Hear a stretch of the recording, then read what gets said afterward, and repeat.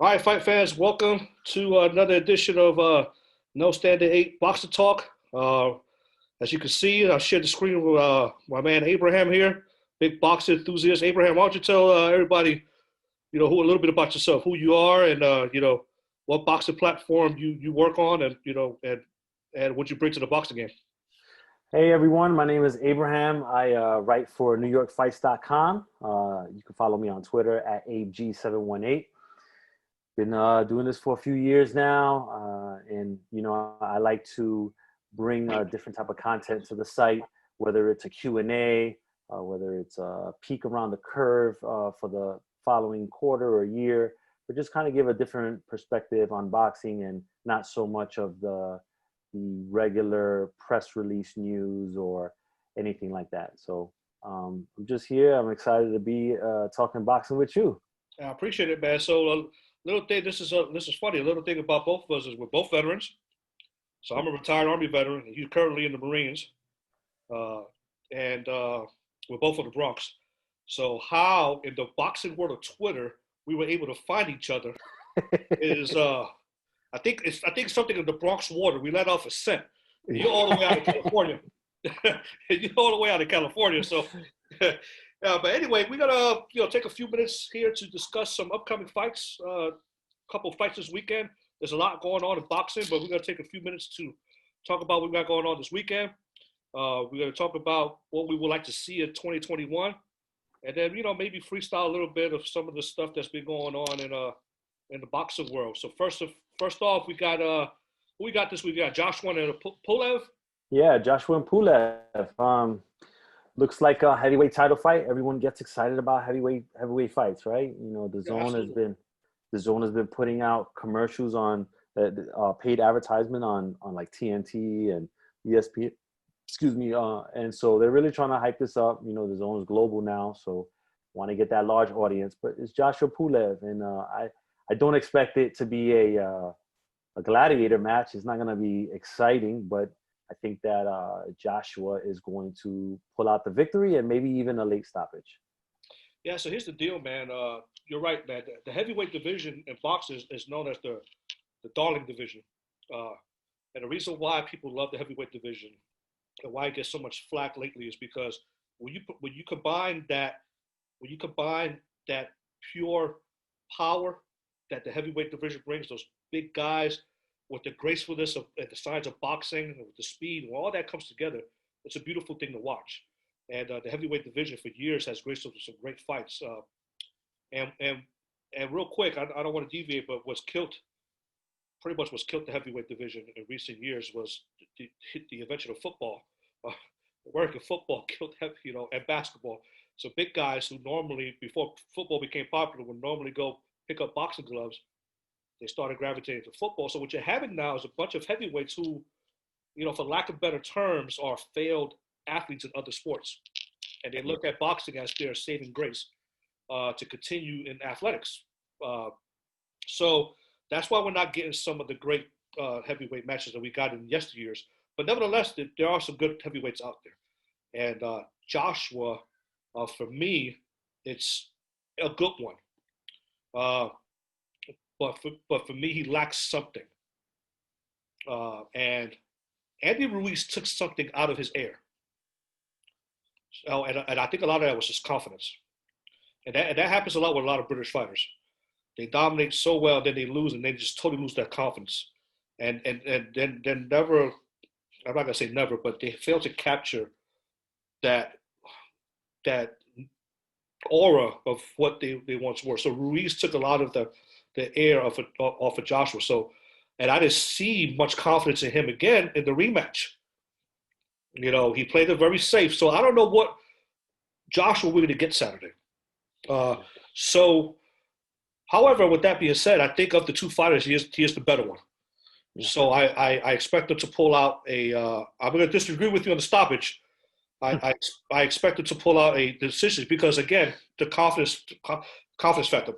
Pre Ruiz, I probably would agree with the stoppage because he has it all. When he puts it all together, he knocks people out as we saw with Klitschko and we saw with a couple other British fighters that he fought that he knocked out. But we'll see. I'm pulling for him. I hope that we see the Joshua of old, that he comes in explosive and he pulls out a knockout. But nevertheless, it should be a good fight. I don't think it's gonna be a bad fight. And then Yeah, yeah, I think that the only reason why I would say late stoppage is because he knows that a big performance on Saturday means the calling of the mega fight between him and Fury. And so if he has a stale performance, maybe it takes a little bit off of that shine off of that. you're absolutely right, man. So if there's something that motivates anybody. I don't care if you're a boxer, a lawyer, or a stripper. It's money. So That's right.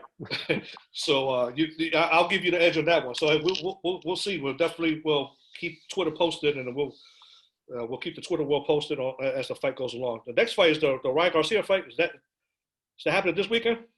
No. So the Garcia is in January. This one, this weekend would be a Berlanga. Berlanga is Ryan. fighting. Yeah, let's talk about Yeah. that cat. Go ahead, you go first, man.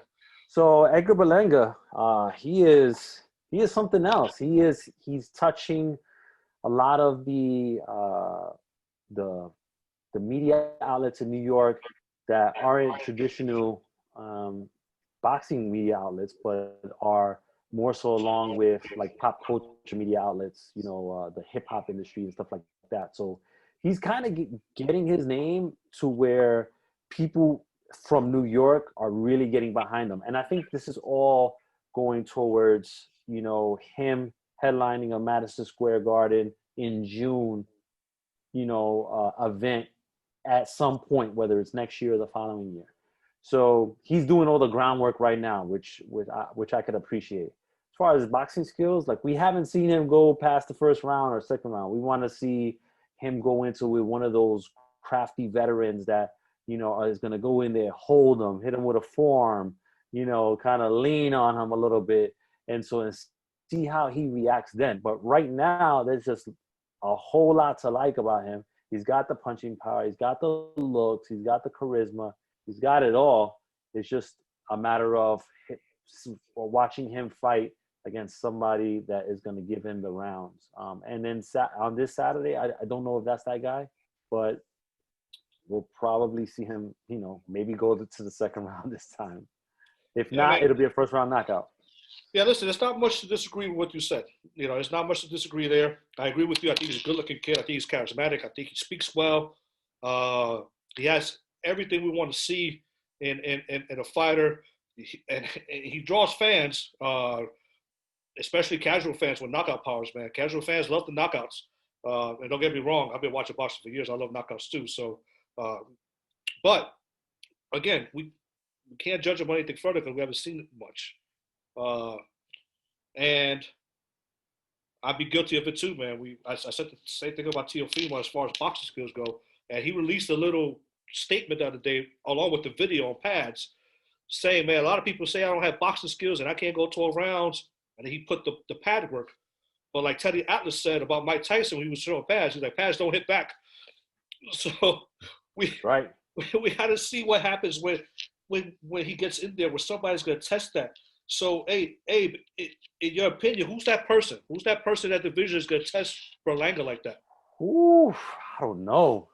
What journeyman? I'm not talking about the top champs, but what journeyman in that division you think is going to rough him up, give him that little elbow, hold him? I think the name is escaping me right now. The one that has the brother that fights as well, or that he retired from Flint. Um, Man, like it's escaping me right now. He just fought a little while ago, but I think he will. He's the type of guy. But right now, I don't even know if he's gonna fight anymore. I can't remember his name right now. It just escaped me. But a guy like him would be probably a good test. But he's a little older.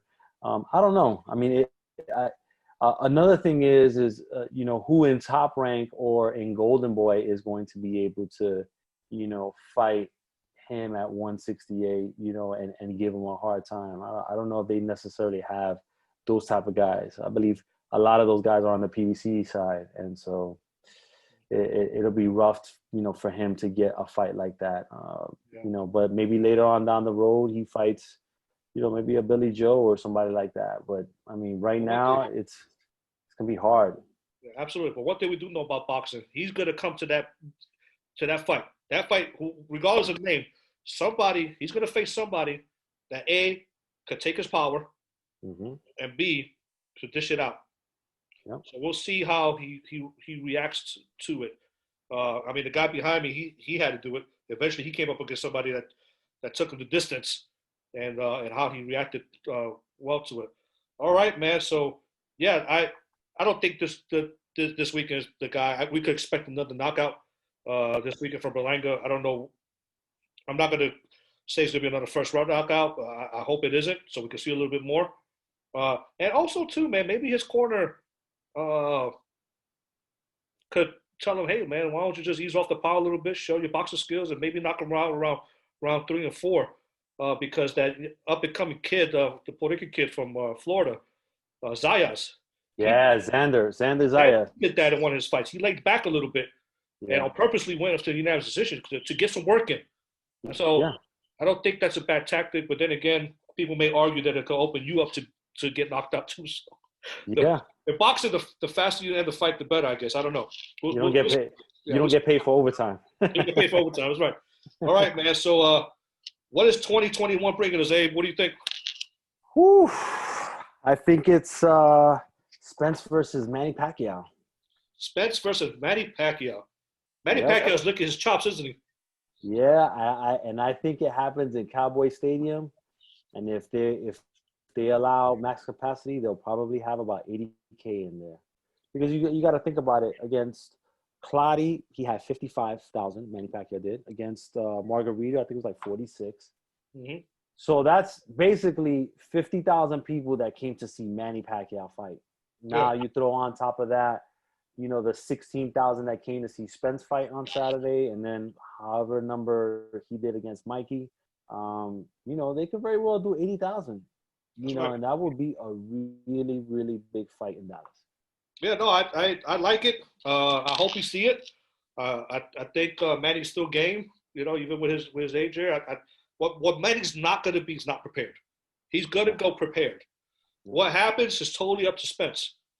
So what the outcome of that fight is going to be dictated by Spence, because Manny Pacquiao is going to be Manny Pacquiao. It doesn't matter if it's 18-year-old Manny Pacquiao or 43-year-old Manny Pacquiao. He's going to be Manny Pacquiao. He's going to be in shape. He's going to be disciplined. He's going to be no nonsense. He's going to go in there and give us a show, man. Maybe Jeff Horn could be the referee. I'm going to hold off our predictions on that fight, but anyway, I don't mind seeing that fight, man. If it happens, Yeah. I'll come back with analysis prediction. That'd be great. Will we ever see Spencer Crawford? I think if we do, it's 2022. Wow, that far along? Yeah. Man. Because I think 21 for Spence is going to be Pacquiao and Thurman. Okay, Thurman. Yeah. Really? Even after Spencer's pettiness? Yes. I think Thurman gets that fight like later on in 22. Remember, with the Crawford contract expiring in October, if he let's say he does go to the PBC, they're not just gonna do the Spence fight right away. Like, they have to, put him on Fox against somebody, maybe a Danny Garcia at that point. Get him like one of those type of wins, Crawford, and then to set up the Spence fight in 2022. But then by then, Crawford would be what, 35? So I don't know. Yeah, man, It'll probably lose. yeah. Every year that goes by of boxing, man, it's like boxers age in dog years. So every year that goes by, these boxers age 7 years, 10 years. So I hate that about boxing, man. Some of these fights get made when they're not supposed to be made, and but hey, it's been going on since the history of Yeah. boxing, and I don't think it's going to stop anytime soon. But nevertheless, we'll buy it, we'll watch it, and we'll stay close to it. So, does Deontay Wilder get back in the ring in 2021? Woo! You mean 2020? Yeah, 2021. I think he does. He fights the that big tall guy over at PBC. I can't remember his name. I'm bad with names today. Cletus, I think is his name. I think he maybe fights him on the comeback, and then he fights Andy Ruiz. I I like that. think that's And listen, this is not scripted. We are totally freestyling this because you guys know I'm from the Bronx. I like to freestyle boxing, not rap. I can't freestyle rap music. But you and I are thinking the same thing, man. And a buddy of mine named Dennis, he's from the Bronx too, man. I would like to see Ruiz and Wilder, man. yeah. I think I, that's a good fight for both of them. that's a good fight for both of them, and I think that the winner of that fight, rightfully so, should get another crack at the title in 2022. Yeah, man. Look, they're gonna get an argument from there. I think Ruiz brings enough of that boxing threat that Wilder needs, because that's what Tyson Fury gave him trouble with.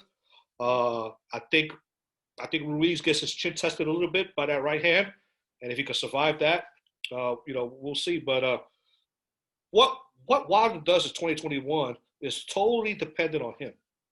I believe. Absolutely. I think he needs to stop the whining. I think he needs to stop the excuses. And even if they are all true, let's just say I made a video about this about the Deontay Wilder, and I was defending Mark Breland in that video.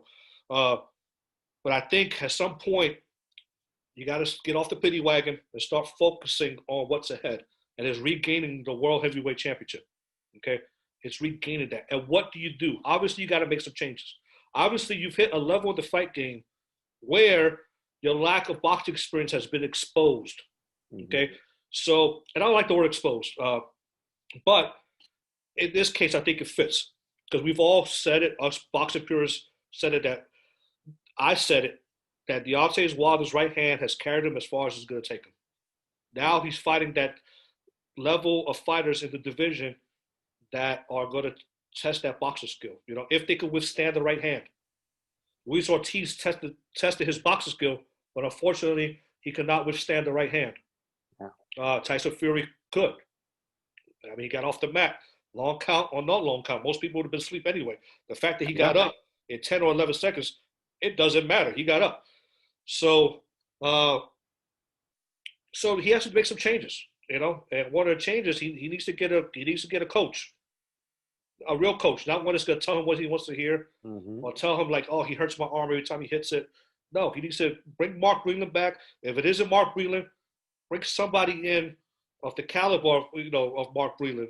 Ronnie Shields, Buddy McGurk, somebody that could help you. But I don't know, man. It's like a bad golfer. If I was to take golfing lessons now, I don't think they could help me, brother.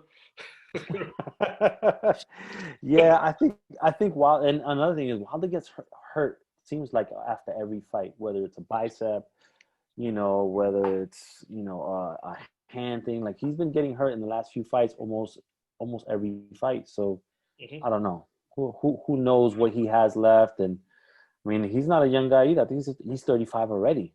So yeah. He's getting up there. He's getting up there. What do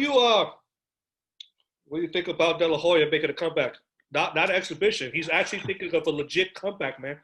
Yeah, so I think that has been something that was discussed for a while because I think in that lawsuit they said with the Canelo lawsuit that De La Hoya was like a legitimate opponent for Canelo potentially, and that they would classify. I think, as bad as it sounds, like De La Hoya might try to fight somebody. He might try to fight Canelo. I mean, it makes sense like for the storytelling portion of it, but I think he would try to fight Canelo or I'm trying to think someone else at 160. I don't know who else he could fight that I would wouldn't make mind sense. seeing him fight if they could meet at a catch weight, or I wouldn't mind seeing him fight Danny Jacobs or Gabe.